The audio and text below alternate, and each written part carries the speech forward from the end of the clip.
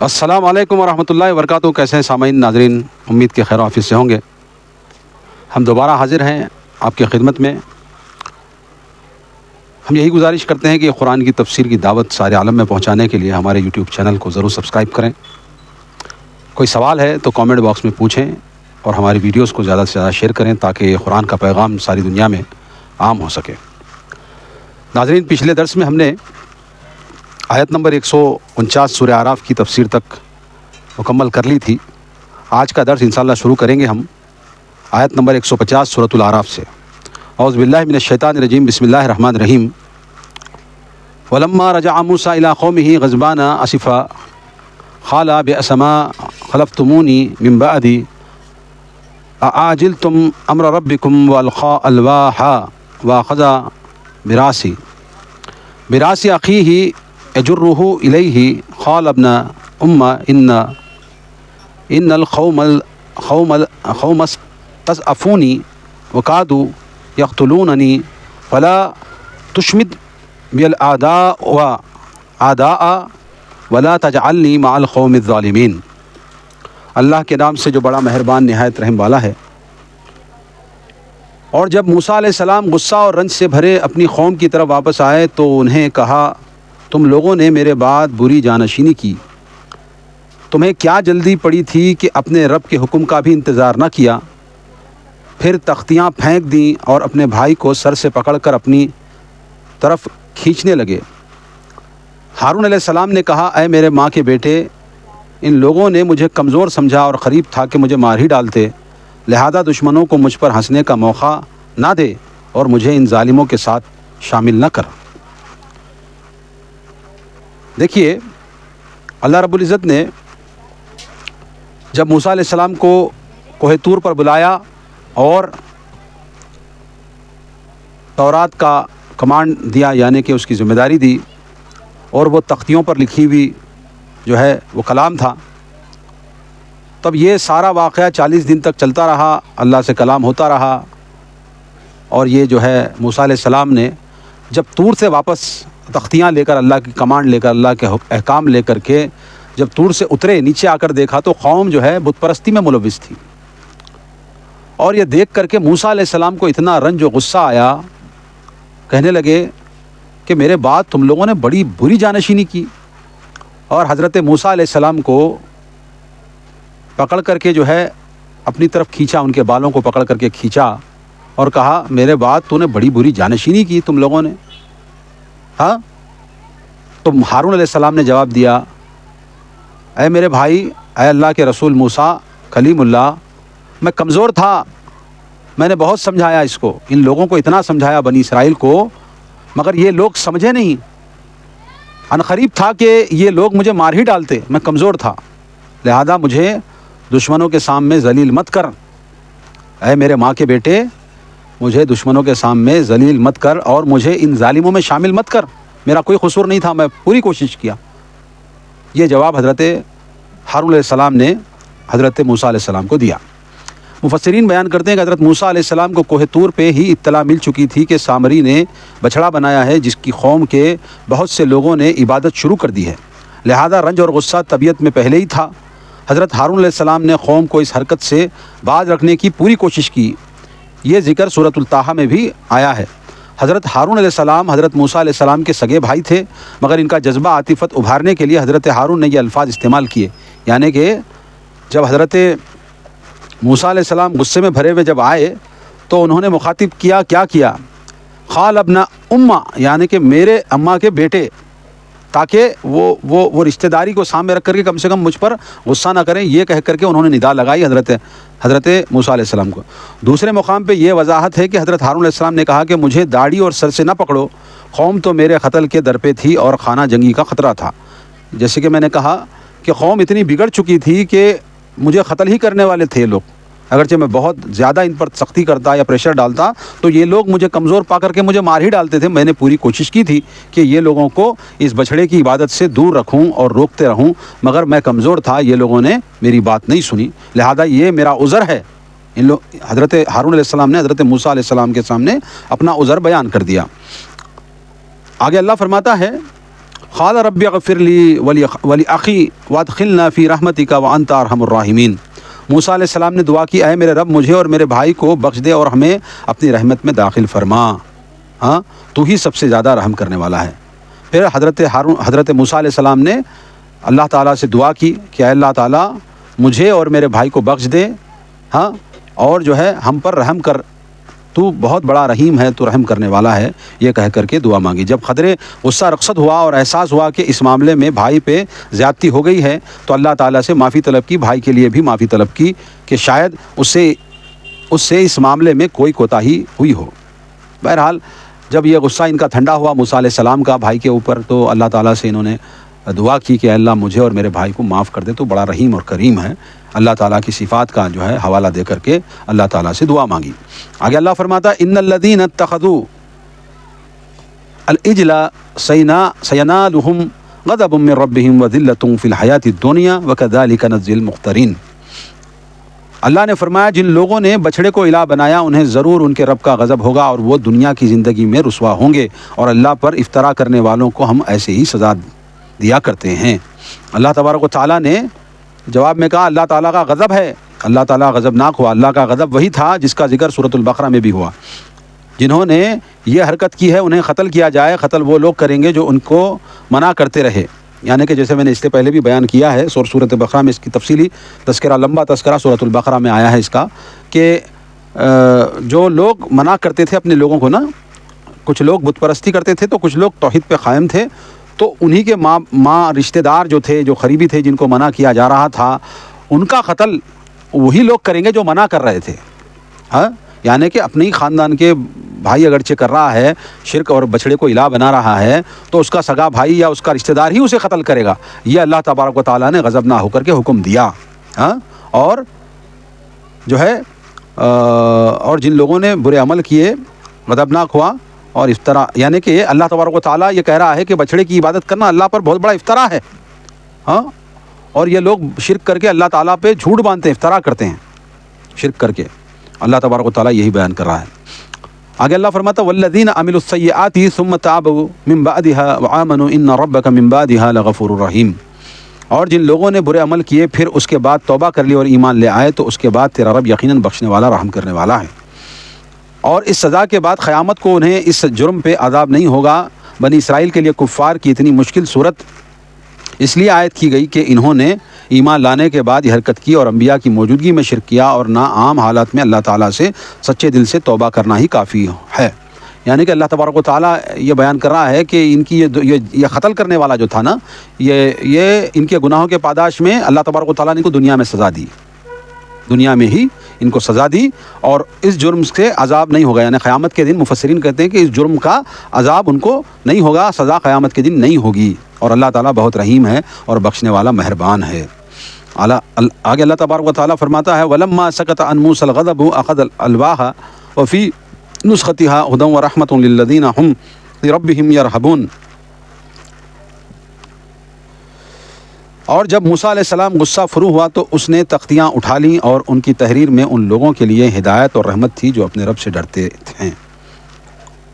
دیگر آسمانی کتابوں کی طرح یہ آسمانی ہدایت بھی انہی لوگوں کے لیے فائدہ مند تھی جو کہ اللہ تعالیٰ سے ڈرنے والے ہیں۔ جب حضرت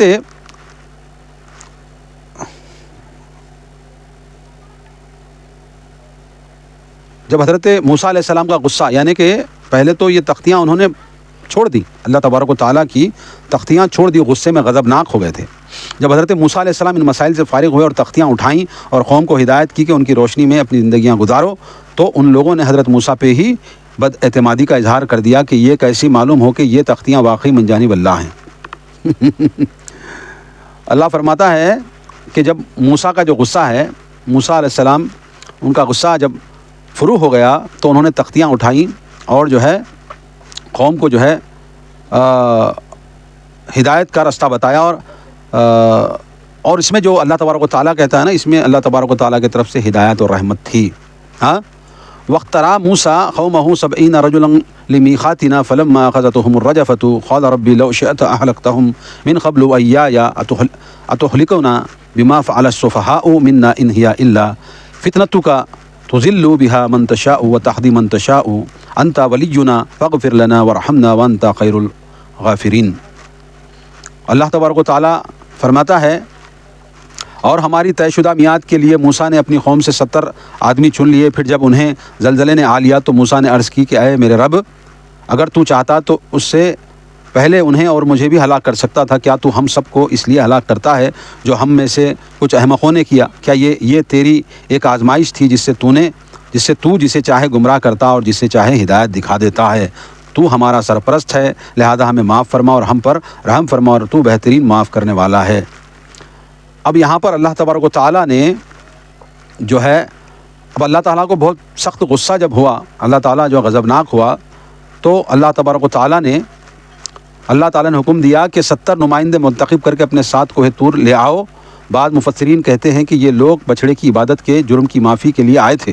جب ان لوگوں کی موجودگی میں اللہ تعالیٰ حضرت موسیٰ سے ہم کلام ہوئے تو انہوں نے یہ اعتراض جڑ دیا کہ جب تک اللہ تعالیٰ کو واضح طور پہ کلام کرتا ہوا نہ دیکھ لیں ہم ماننے والے نہیں ہیں۔ حضرت موسیٰ کو فکر دامنگیر ہوئی کہ قوم کو کیا جواب دیں گے۔ انتہائی گریہ زاری اور حکمت کے ساتھ جچے تلے الفاظ میں اللہ تعالیٰ سے یہ دعا فرمائی۔ اللہ تعالیٰ نے یہ دعا قبول فرمائی اور انہیں دوبارہ زندہ کر دیا۔ اب یہاں پر جو یہ پورا واقعہ جو ہے اللہ تبارک و تعالیٰ نے بیان فرمایا ہے کہ کس طرح حضرت موسیٰ علیہ السلام کو حکم ہوا اور وہ تختیاں لے کر کے آئے اور قوم کو بچھڑے کی عبادت کرتا ہوا دیکھے، غضبناک ہوئے اور تختیاں چھوٹ گئیں۔ تختیاں جو ہے انہوں نے نیچے زمین پر ڈال دیا، اور جو ہے قوم پر غصہ کرنے لگے، اپنے بھائی پر غصہ کرنے لگے۔ پھر اس کے بعد اللہ تبارک و تعالیٰ سے معافی بھی مانگی تو اللہ تعالیٰ نے کیا حکم دیا کہ وہ قتل کیا جائے، جو جرم کرتا تھا اسی کے رشتہ دار قتل کریں گے۔ یہ واقعہ ہوا۔ پھر اس کے بعد دوبارہ حضرت موسیٰ علیہ السلام نے قوم کے 70 آدمیوں کو لے کر کے اللہ تبارک و تعالیٰ کے پاس کوہ طور پر جہاں پر کلام ہوتا تھا وہاں پر لے چلے گئے، اور پھر وہاں پر زلزلے نے آ پکڑا اور وہ 70 آدمی جو ہے ہلاک ہو گئے۔ اب جب ہلاک ہو گئے تو حضرت موسیٰ علیہ السلام پریشان ہو گئے، اب یہ کیسا کریں گے؟ اب یہ لوگ تو جو بت پرست تھے وہ چلے گئے تھے اور انہوں نے انکار کیا کہ ہم تو تیری بات مانتے ہی نہیں، تو اللہ تعالیٰ نے ان کو زلزلے سے قتل کر دیا، مر گئے وہ۔ پھر حضرت موسیٰ علیہ السلام نے اللہ تبارک و تعالیٰ سے دعا کی، اب میں قوم کو جا کر کیا جواب دوں کہ 70 لوگ کہاں ہیں؟ تو اللہ تبارک و تعالیٰ نے حضرت موسیٰ علیہ السلام کو جو ہے پھر دوبارہ جو ہے وہ لوگوں کی زندگیاں لوٹائی اور ان کو پھر زندہ کیا، 70 آدمیوں کو، اور حضرت موسیٰ علیہ السلام کی دعا اللہ تبارک و تعالیٰ نے قبول فرمائی اور وہ لوگ دوبارہ زندہ ہو گئے۔ اللہ تبارک و تعالیٰ یہی بیان کر رہا ہے۔ آگے اللہ فرماتا ہے وَاكْتُبْ لَنَا فِي هَذِهِ الدُّنْيَا حَسَنَةً وَفِي الْآخِرَةِ إِنَّا هُدْنَا إِلَيْكَ قَالَ عَذَابِي أُصِيبُ بِهِ مَنْ أَشَاءُ وَرَحْمَتِي وَسِعَتْ كُلَّ شَيْءٍ فَسَاءَ أَكْتُبُهَا لِلَّذِينَ يَتَّقُونَ وَيُؤْتُونَ الزَّكَاةَ وَالَّذِينَ هُمْ بِآيَاتِنَا يُؤْمِنُونَ۔ اور ہمارے رب اور ہمارے لیے اس دنیا میں نیکی لکھ دے اور آخرت میں بھی ہم نے تیری طرف رجوع کر لیا۔ اللہ تعالیٰ نے جواب میں فرمایا سزا تو میں اسے ہی دیتا ہوں جسے چاہوں، مگر میری رحمت ہر چیز کو گھیرے ہوئے ہے، لہذا جو لوگ متقی ہیں، زکوٰۃ دیتے ہیں اور ہماری آیات پر ایمان لاتے ہیں ان کے لیے میں رحمت ہی لکھوں گا۔ حضرت موسیٰ علیہ السلام نے اپنی قوم کے لیے دنیا و آخرت کی بھلائی طلب کی تو اللہ تعالیٰ نے اسے چند شرائط سے مشروط کر دیا۔ حضرت ابو ہریرہ رضی اللہ تعالیٰ عنہ کہتے ہیں کہ آپ نے صلی اللہ علیہ وسلم نے فرمایا جب اللہ تعالیٰ نے تخلیق زمین و آسمان مکمل کر لی تو اس نے اپنی کتاب میں لکھا جو کہ اس کے پاس عرش پہ ہے، اور میری رحمت میری غضب پہ غالب ہے۔ بخاری شریف کے اندر یہ روایت ملتی ہے۔ حضرت ابو ہریرہ کہتے ہیں کہ میں نے آپ صلی اللہ علیہ وسلم کو یہ کہتے سنا اللہ تعالیٰ نے رحمت کی 100 جز کیے، جس میں سے 99 اجزاء اپنے پاس رکھے اور ایک جز دنیا میں اتار دیا، تو اسی ایک جز سے مخلوق ایک دوسرے پہ رحم کرتی ہے۔ بخاری شریف میں یہ بھی روایت ہے۔ اللہ تبارک و تعالیٰ نے اللہ کے رسول صلی اللہ علیہ وسلم نے کہا کہ اللہ تعالیٰ بڑا رحیم و کریم ہے اور رحمت کے اور جو ہے رحم کے 100 حصے بنائے، 100 جز بنائے اور 99 حصے اپنے پاس رکھے، اور جو ہے ایک حصہ تمام کائنات میں تقسیم کر دی جس پر انسان اور مخلوق جو ہے ایک دوسرے پر رحم کرتی ہے، جو رحم کرتے ہیں نا ایک دوسرے کے اوپر، وہ اسی ایک حصے رحم کا حصہ سارے لوگوں میں تقسیم کر دی ہے، ساری کائنات میں تقسیم کر دی۔ 99 رحمت کے حصے اللہ تبارک و تعالیٰ کے پاس ہی ہیں اور یہ لوگ ایک دوسرے کو رحم کرتے ہیں۔ اور اللہ تبارک و تعالیٰ کے رسول نے یہ بھی بیان کیا کہ زمین و آسمان مکمل کر لی تو اللہ تبارک و تعالیٰ نے تخلیق کی اپنی کتاب میں لکھا جو کہ اس کے پاس عرش پہ ہے، اور میری رحمت میرے غضب پہ غالب، یعنی اللہ تبارک و تعالیٰ نے لکھ دیا ہے کتاب میں جو ہونے والے جو واقعات جو اللہ تبارک و تعالیٰ کے احکام ہیں وہ تمام چیزیں لکھی ہوئی ہیں، وہ عرش پر اللہ تبارک و تعالیٰ کے پاس عرش پر ہیں، عرش کے یہاں ہیں جہاں پر اللہ تعالیٰ مستوی ہے۔ تو اللہ تعالیٰ کتنا بڑا رحیم و کریم ہے، اس بات سے اندازہ لگائیں کہ اللہ تبارک و تعالیٰ نے 100 حصے رحمت کے بنا کر کے ایک حصہ ہی دنیا میں بھیجا. اب جس پر جو ہے ماں کی جو ہے ممتا ہے، اس کا رحم ہے، باپ کی رحمت ہے، بھائی بھائی کا ہے، جو مخلوق تمام لوگوں پر ایک دوسرے کے اوپر جو رحم کرتی ہے نا، وہ 1% حصے میں ہے. 99% اللہ تبارک و تعالیٰ نے اپنے پاس ہی رکھا ہے. اور حضرت موسیٰ علیہ السلام نے یہ اپنی قوم کے لیے دعا کی تو اللہ تبارک و تعالیٰ نے یہ بیان کیا، میری رحمت میرے جو ہے غضب پر غالب ہے. اور اللہ تبارک و تعالیٰ کہتا ہے ہم بالکل وہ جو زکوٰۃ دیتے ہیں، جو ایمان لاتے ہیں، ان لوگوں کے ساتھ ہم اچھا سلوک کریں گے اور ان کے لیے ہماری رحمت وسیع ہے. یہ اللہ تبارک و تعالیٰ نے کہا. آگے اللہ فرماتا الذین یتبعون الرسول النبی الامی الذی یجدونہ مکتوبا عندہم فی التوراۃ والانجیل یأمرہم بالمعروف وینہاہم عن المنکر ویحل لہم الطیبات ويحرم عليهم الخبائث ويضع عنهم إصرهم والأغلال التي كانت عليهم فالذين آمنوا به وعزروه ونصروه واتبعوا النور الذي أنزل معه أولئك هم المفلحون. اللہ تبارک و تعالیٰ فرماتا ہے جو لوگ اس رسول کی اطاعت کرتے ہیں جو نبی امی ہے، جس کا ذکر وہ اپنے ہاتھ تورات اور انجیل میں لکھا ہوا پاتے ہیں، وہ رسول انہیں نیکی کا حکم دیتا ہے اور برائی سے روکتا ہے، اس کے لیے پاکیزہ چیزوں کو حلال کرتا ہے اور گندی چیزوں کو حرام کرتا ہے، ان کے بوجھ ان پر سے اتارتا ہے اور وہ بندشیں کھولتا ہے جن میں وہ جکڑے ہوئے تھے. لہذا جو لوگ اس پر ایمان لائیں اور اس کی حمایت اور مدد کریں اور اس روشنی کی اتباع کریں جو اس کے ساتھ نازل کی گئی ہے، تو یہی لوگ فلاح پانے والے ہیں. اللہ تبارک و تعالیٰ یہاں پر حضور نبی کریم محمد صلی اللہ علیہ وسلم کے صفات کا ذکر کر رہا ہے کہ اللہ کے رسول کیا کیا کرتے ہیں، اللہ تعالیٰ کے احکام لوگوں کو کس طرح پہنچاتے ہیں، اس کا تذکرہ کرتے ہیں. یعنی اللہ تعالیٰ کی رحمت کے حصول کے لیے مذکورہ شرائط کے ساتھ اب یہ شرط بھی ہے کہ اس نبی پہ ایمان لایا جائے. اب پچھلی آیت میں اللہ تبارک و تعالیٰ نے کہا کہ میری رحمت میرے غضب پہ غالب ہے، تو لہذا اب رحمت کے حصول کے لیے، رحمت حاصل کرنے کے لیے اب کیا کرنا ہے یہ قرآن کے نزول کے بعد کہ میرے نبی کی اتباع اور پیروی کرنا ہے. اور یہ شرائط ہیں. کیا کیا شرائط ہیں؟ کہ اس کی نصرت کی جائے اور اس پر ایمان لایا جائے. کون ہے وہ؟ امی نبی ہے. امی نبی ہے. بنی اسرائیل اپنے سوا دیگر قوموں کو امی جنٹلس کہتے تھے. ان کا قومی فخر و غرور امی کی پیشوائی تسلیم کرنا تو درکنار اس بات پہ بھی تیار نہ تھے کہ انہیں عام انسان حقوق دیے جائیں. اللہ تعالیٰ نے وضاحت فرما دی کہ اب اس پہ ایمان نہ لائے تو پھر تم کسی رحمت کے مستحق نہیں ہو سکتے. امی کا لفظ غالباً یعنی والدہ کی طرف منسوب ہے. یعنی جس طرح بچہ ماں کے پیٹ سے پیدا ہوتا ہے اور کسی کا شاگرد نہیں ہوتا، آپ صلی اللہ علیہ وسلم نے عمر بھر کسی مخلوق کے سامنے زانو تلمس تہ نہیں کیا. اس کے باوجود جن علوم و حکمت کے آپ صلی اللہ علیہ وسلم معلم بنے، پوری دنیا اس کی معترف ہے. پڑھے لکھے دانشوروں میں کسی کی مجال نہیں کہ اس کا عشیر بھی پیش کر سکیں. آپ صلی اللہ علیہ وسلم کے امی ہونے میں جو حکمتیں ہیں وہ قرآن میں کئی جگہ مذکور ہیں. دیکھیے اللہ تبارک و تعالیٰ کہتا ہے. اور ایک بات، آپ کی بشارتیں آج کی تحریف شدہ تورات و انجیل میں بھی موجود ہیں. مثلاً استثناء کے باب 18 آیات 17 تا 22 میں استثناء جو انجیل کا حصہ ہے، جو کرسچن بائبل کا حصہ ہے، اور متی جو ہے ایک باب ہے اس میں ہی جی بائبل میں اس کے جو ہے باب 3 آیت 1 سے 3 میں اس کا ذکر ہے. اور یوحنا کی جو انجیل ہے باب 14 آیت 25-26 میں اس کا ذکر ہے. یعنی کہ اللہ کے رسول صلی اللہ علیہ وسلم نے اللہ کے رسول صلی اللہ علیہ وسلم کے بارے میں جو اللہ تبارک و تعالیٰ نے یہ کہا کہ تمہارے ہاتھوں میں یہ تورات اور انجیل ہے نا، اس میں یہ امی نبی کا جو ہے تذکرہ موجود ہے. اس کی اتباع اور پیروی کیے جائے، اس کا ذکر موجود ہے. تمہارے ہاتھوں میں جو انجیل اور تورات موجود ہے اس میں چاہے تو دیکھ لو. تحریف شدہ انجیل میں بھی اور مفسرین نے بیان کیا استثناء متی کا اور یوحنا کے باب میں اللہ کے رسول صلی اللہ علیہ وسلم کی صفات کا ذکر ہے. یہاں پر یہی کہا گیا نا، اللہ کے رسول کی صفات امی ہیں. امی یعنی کہ بغیر پڑھے لکھے، جو کسی کے پاس تعلیم حاصل نہیں کیے اس کو کہتے ہیں امی. جس کو لکھنا اور پڑھنا انسان لکھنا پڑھنا کہاں سے سیکھتا ہے؟ یعنی استاد سے سیکھتا ہے نا. تو اللہ تبارک و تعالیٰ نے نبی صلی اللہ علیہ وسلم کا استاد کسی کو نہیں بنایا، خود اللہ رب العزت ہی ان کو جو ہے سکھایا ہے. اور اللہ کے رسول صلی اللہ علیہ وسلم امی تھے، ان کو لکھنا اور پڑھنا نہیں آتا تھا. اب اس پر کچھ لوگ اعتراض کریں تو ان کو میں کہوں کہ صلح حدیبیہ کے اندر مشرکین مکہ نے اعتراض کیا محمد الرسول اللہ لکھنے پر. یعنی کہ محمد رسول اللہ لکھنے پر. محمد الرسول اللہ اور مکے کے مشرکین کے بیچ میں جو صلح حدیبیہ ہوئی تھی، وہ صلح حدیبیہ کا ایک لیٹر لکھا گیا، ایک ٹریٹی لکھی گئی تھی. اس میں ان کو اعتراض تھا مشرکین مکہ کو کہ محمد الرسول اللہ نہ لکھا جائے بلکہ محمد بن عبداللہ لکھا جائے. یہ ان کا اعتراض تھا. تو اللہ کے رسول صلی اللہ علیہ وسلم نے ٹھیک ہے کوئی مسئلہ نہیں، آپ لوگ مانو نہ مانو، میں محمد الرسول اللہ ہوں، لہذا حضرت علی رضی اللہ تعالیٰ عنہ کو حکم دیا کہ رسول اللہ مٹھا کر کے محمد بن عبداللہ لکھو۔ تو حضرت علی رضی اللہ تعالیٰ نے انکار کر دیا کہ میں محمد الرسول اللہ مانتا ہوں، تو لہذا میں نہیں مٹا سکتا یہ نام کو۔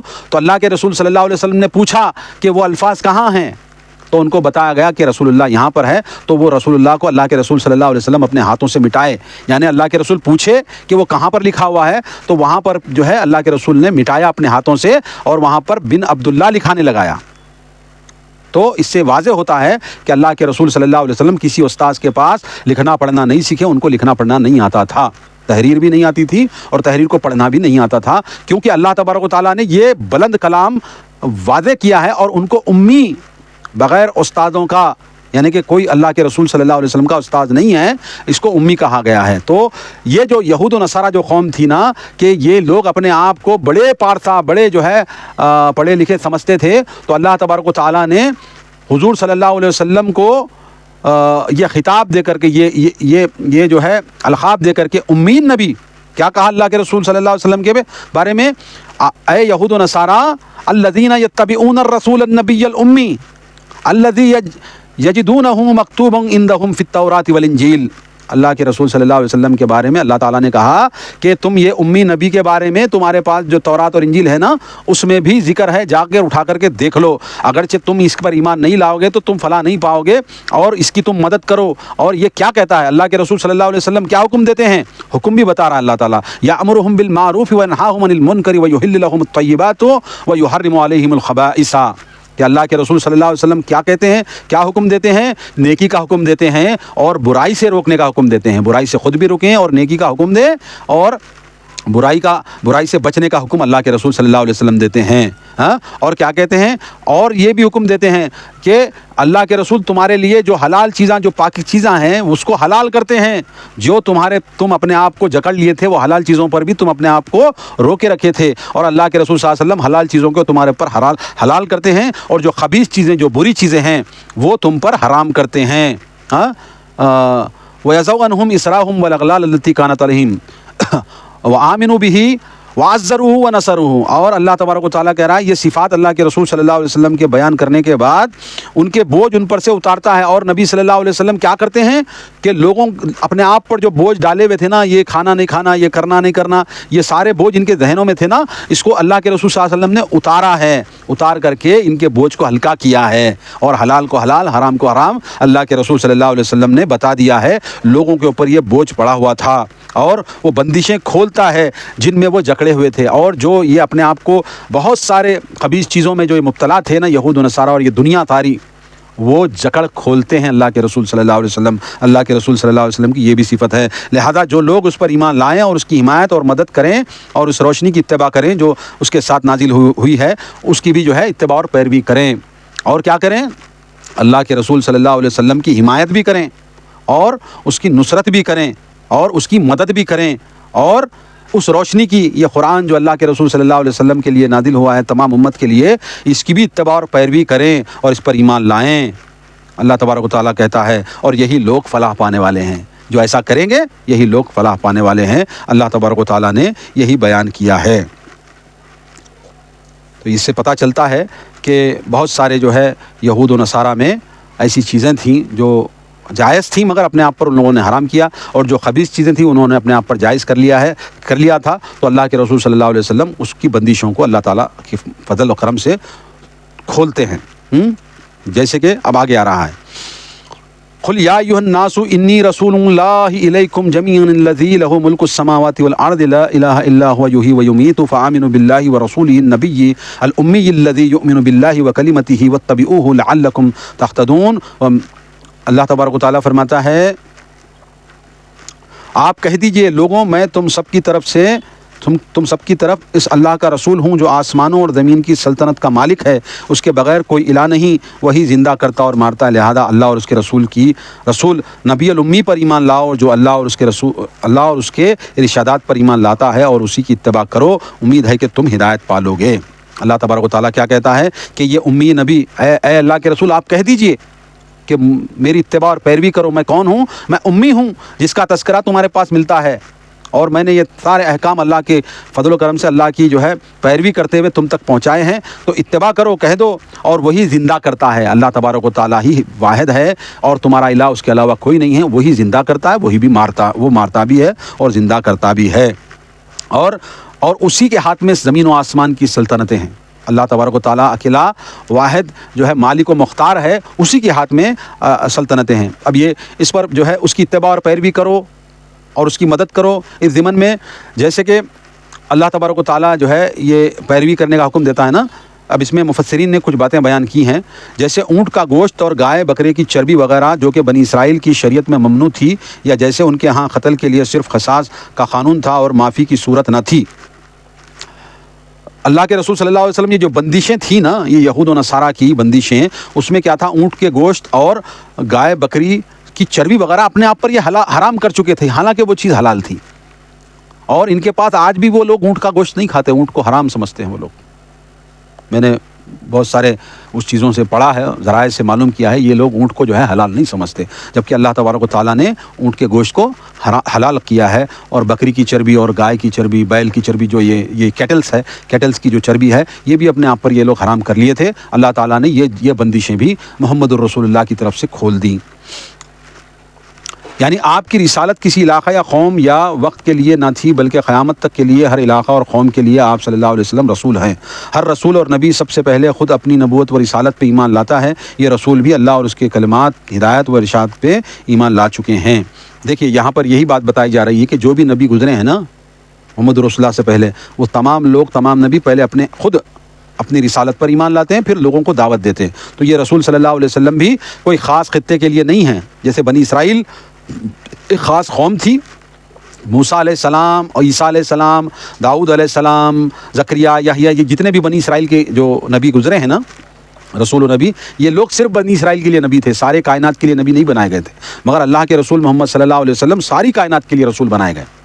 ہاں، اللہ تبارک و تعالیٰ یہی کہتا ہے کہ اور اللہ تعالیٰ جو ہے تمام سلطنتوں کا مالک اکیلا ہے، اور جو اللہ اور اس کے ارشادات پر ایمان لاتا ہے اور اسی کی اتباع کرتا ہے، امید ہے کہ تم ہدایت پالو گے۔ اگرچہ جو اللہ تعالیٰ کے رسول کی اتباع کرتا ہے، جو قرآن پر ایمان لاتا ہے، اللہ تعالیٰ اس کو جو ہے ہدایت دے دیتا ہے۔ اللہ تبارک و تعالیٰ یہی کہتا ہے۔ تو یہ بہت ساری باتیں اور بھی ہیں، مفسرین تفسیر اور بھی بہت زیادہ ہیں، مگر یہ مختصر سی جو ہے تفسیر ہے، تو لہذا انہی باتوں پہ اتفاق کر کے ہم آگے بڑھتے ہیں۔ وَمِنْ قَوْمِ مُوسَىٰ أُمَّةٌ يَهْدُونَ بِالْحَقِّ وَبِهِ يَعْدِلُونَ، اور موسیٰ علیہ السلام کی قوم میں ایک گروہ ایسا بھی ہے جو حق کے مطابق ہدایت کرتے اور اسی کے مطابق انصاف کرتے ہیں۔ یعنی کہ اللہ تعالیٰ کہتا ہے کہ موسیٰ علیہ السلام کے اندر ایک گروہ ایسا بھی ہے جو حق بات لوگوں کو بتاتے ہیں، حق بات لوگوں کو بتاتے ہیں اور حق کے مطابق ہدایت کرتے ہیں اور اسی کے مطابق انصاف بھی کرتے ہیں۔ اور یہاں پر ایک بات میں کہنا بھول گیا تھا کہ یہودیوں کے پاس قتل کے بدلے قتل ہی تھا نا، تو ان کے پاس قصاص کا قانون تھا اور معافی کی کوئی صورت نہ تھی۔ دیکھیں جیسے کہ قصاص میں قتل کے بدلے قتل ہی ہے نا، تو مگر اسلام میں کیا ہے، قتل کے بدلے اگرچہ گھر والے اس کا ولی راضی ہو جائے تو کچھ مال دے کر کے اکتفا کر سکتے ہیں۔ یہ قانون محمد رسول اللہ نے لایا، یہ اللہ تعالیٰ نے آخری قانون یہی لایا۔ قتل کے بدلے قتل ہوں گے لوگ، مگر اگرچہ ان کا ولی جو مقتول ہے، ان کا ولی اگرچہ معاف کرنا چاہے، کچھ دے دلا کر کے راضی کر دیں، تو قصاص کے بدلے میں کچھ مال وال دے کر کے اس کو راضی بھی کیا جاتا ہے۔ یہ اور بہت سارے واقعات میں اللہ کے رسول صلی اللہ علیہ وسلم نے قتل کے بدلے میں قصاص کا فیصلہ بھی کیا اور عمل بھی کر کے بتایا ہے۔ آگے اللہ فرماتا ہے وَقَطَّعْنَاهُمُ اثْنَتَا عَشْرَةَ أَسْبَاطًا أُمَمًا وَأَوْحَيْنَا إِلَىٰ مُوسَىٰ إِذِ اسْتَسْقَاهُ قَوْمُهُ أَنِ اضْرِبْ بِعَصَاكَ الْحَجَرَ فَانبَجَسَتْ مِنْهُ اثْنَتَا عَشْرَةَ عَيْنٌ قَدْ عَلِمَ كُلُّ أُنَاسٍ مَشْرَبَهُمْ وَظَلَّلْنَا عَلَيْهِمُ الْغَمَامَ وَأَنزَلْنَا عَلَيْهِمُ الْمَنَّ وَالسَّلْوَىٰ كُلُوا مِنْ طَيِّبَاتِ مَا رَزَقْنَاكُمْ وَمَا ظَلَمُونَا وَلَٰكِن كَانُوا أَنفُسَهُمْ يَظْلِمُونَ۔ آگے اللہ فرماتا ہے اور ہم نے بنی اسرائیل کے 12 قبیلوں کو 12 جماعتیں ہی بنایا تھا، اور جب موسیٰ سے اس کی قوم نے پانی مانگا تو ہم نے اسے وحی کی کہ اس چٹان پر اپنا عصا مارو، تو اس چٹان سے 12 چشمے پھوٹ پڑے، اور ہر قبیلے نے اپنا اپنا گھاٹ جان لیا۔ نیز ہم نے ان پر بادلوں کا سایہ کیا اور ان پر من و سلوہ نازل کیا، اور فرمایا یہ پاکیزہ چیزیں کھاؤ جو ہم نے تمہیں عطا کی ہیں، اور ان لوگوں نے ہمارا تو کچھ بھی نہیں بگاڑا بلکہ وہ خود اپنے آپ پر ہی ظلم کر رہے تھے۔ اب اللہ تبارک و تعالیٰ نے فرعون کے ظلم سے آزاد کیا اور دوسرے مقام پر جو شام جو رحمت مشرق و مغرب میں رحمت کا مقام جو تھا وہاں پر لا کر کے بسایا. اور اتنا ہی نہیں کیا کہ جب قوم کو پانی کی پیاس لگی, پانی کی حاجت ہوئی, تو اللہ تبارک و تعالیٰ نے موسیٰ علیہ السلام پر وحی کی کہ یہ عصا سے چٹان پر مارو, اور وہ چٹانوں میں سے 12 چشمے پھوٹ پڑے.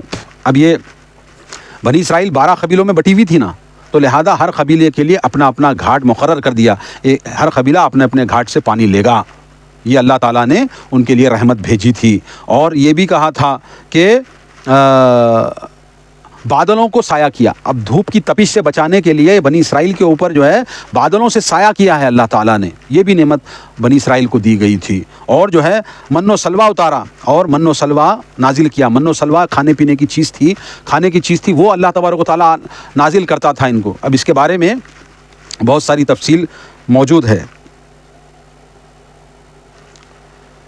اس باب سبت کی جمع ہے, یعنی کہ جس کے معنی پوتا کے ہیں. یہاں قبائل مراد ہیں. بنی اسرائیل حضرت یعقوب کے 12 بیٹوں کی اولاد ہیں.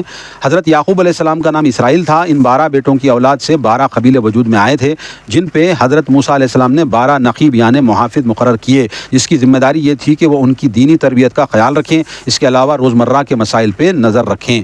تو یہ ساری چیزوں کے لیے حضرت موسیٰ علیہ السلام نے 12 قبیلوں کو, یہ 12 قبیلے کون تھے؟ حضرت یعقوب علیہ السلام کے جو 12 بیٹے تھے نا, جس میں یوسف علیہ السلام بھی بیٹے تھے, بنیامین بھی تھے, اور جو ہے بہت سارے ان کے نام ہیں, میں نام ذہن میں نہیں آ رہا ہے. 12 بیٹے تھے ٹوٹل, یوسف علیہ السلام بنیامین کو ملا کر کے, اور بھی اس میں یہودا بھی ایک کا نام تھا. تو لہذا یہ لوگ ان کے پوتے تھے, حضرت یعقوب علیہ السلام کے پوتوں کا جو ہے پوتوں میں سے تھے, جو باپ کے بعد بیٹا, بیٹے کے بعد پوترے. تو لہذا ان 12 بیٹوں کے پوتروں کی نسل اسی طرح سے چلتی ہوئی آئی تھی. اور اللہ کے رسول حضرت موسیٰ نے 12 لوگوں کو مقرر کیا تھا اس پر, تو وہ لوگ ان کی دینی تربیت بھی کرتے تھے. اور من و سلوہ اللہ تبارک و تعالیٰ ان پر نازل کرتا تھا.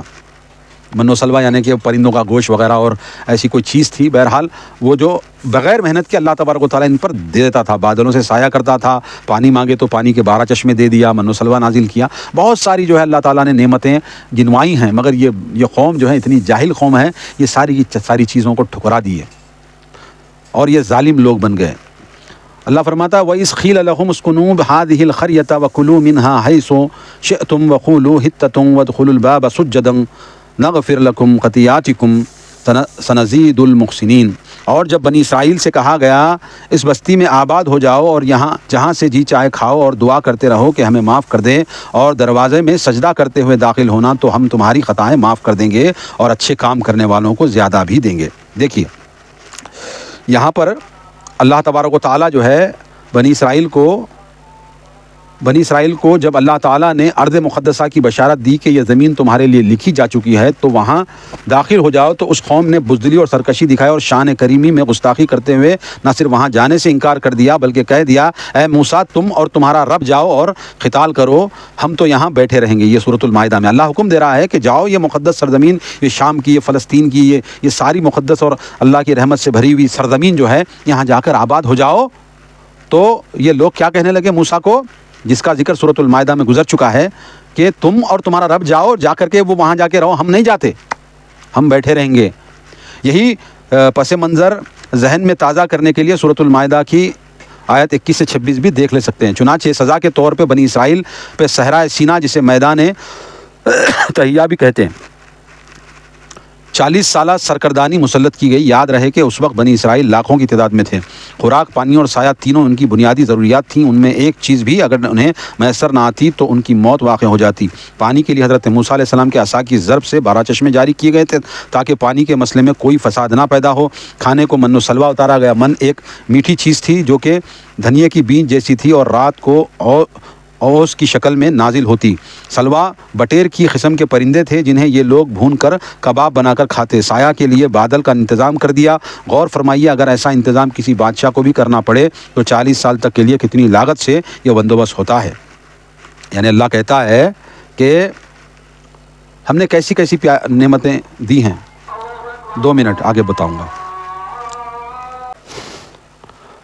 تو حضرت موسیٰ علیہ السلام کی جو قوم تھی بنی اسرائیل, وہ کوئی چھوٹی موٹی قوم نہیں تھی, وہ لاکھوں میں ان کی تعداد تھی, لاکھوں لوگ تھے. بہرحال وہ کتنی تعداد تھی اس کے بارے میں تو اتنا ذکر نہیں ہے مگر بہت زیادہ تھے. مفسرین کا کہنا تھا کہ وہ لاکھوں کی تعداد میں تھے. وہ کتنے تھے اللہ ہی اس کا اندازہ کر سکتا ہے, مگر 12 جو ہے بیٹوں سے 12 قبیلے جو ہے وجود میں آئے تھے.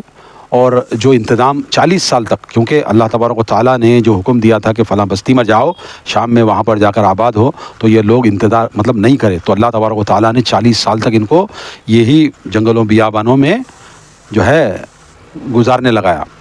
اور وہاں پر اللہ تعالیٰ سایہ کرتا تھا, پانی کا بارہ جو ہے چشموں سے پانی پلاتا تھا, اور جو ہے من و سلوہ کوئی میٹھی چیز کے ساتھ, جو مفسرین نے کہا کہ کوئی میٹھی چیز تھی جس کو من کہتے ہیں, اور جو سلوہ ہے وہ جو ہے بٹیر, جو ٹٹر بٹیر جو آتی ہے نا, بٹیر کی ایک قسم تھی جس کو وہ آتے تھے. تو اللہ تبارک و تعالیٰ ان کو اس کے ذریعے سے وہ لوگ کباب بنا کر کے اس کو بھون کر کے وہ لوگ کھاتے تھے.